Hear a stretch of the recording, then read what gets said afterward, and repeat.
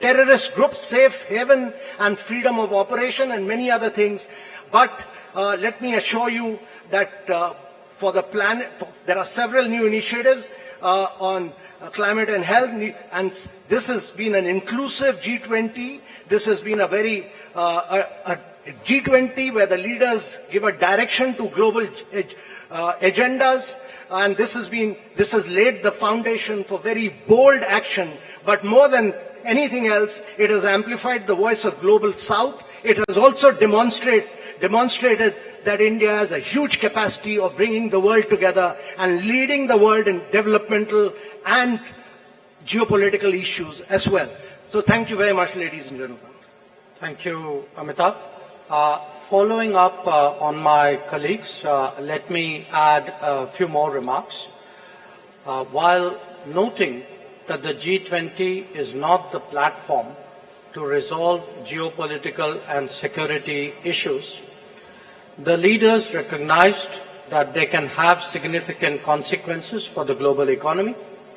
In particular, they dwelt on the ongoing war in Ukraine and the impact it has had, especially on developing and least developing nations still recovering from the pandemic and economic disruption.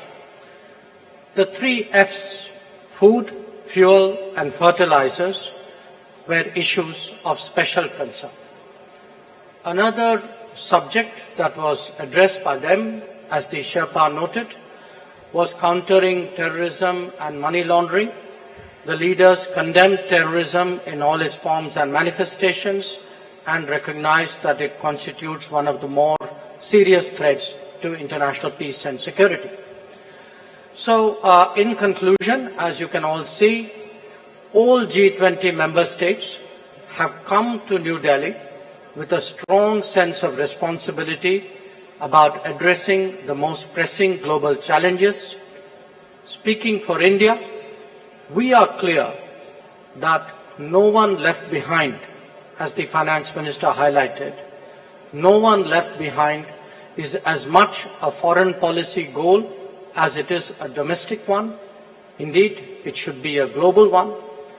Obviously, there are differing viewpoints and interests at play in regard to the various issues under discussion. However, we have been able to find common ground on all of them. As a result, we can justifiably state that under Prime Minister Narendra Modi's guidance, the New Delhi summit has given clear directions for the growth and development of the global economy in the years ahead. We would be glad to respond to your queries. Thank you. Thank you very much, sir. Before I open the floor for questions, let me just mention that the document in question, the New Delhi Declaration, has been uploaded on the website about an hour ago, and please have a look at it. Let me open now the floor. I see gentlemen at the back. Yeah, right there at the back on the left. Yeah. Parikshit, right? Yeah, please. No, not there. Behind you.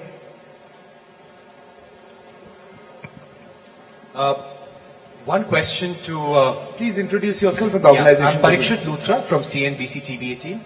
My question to Minister Jaishankar and G20 Sherpa Amitabh Kant and also Finance Minister Nirmala Sitharaman.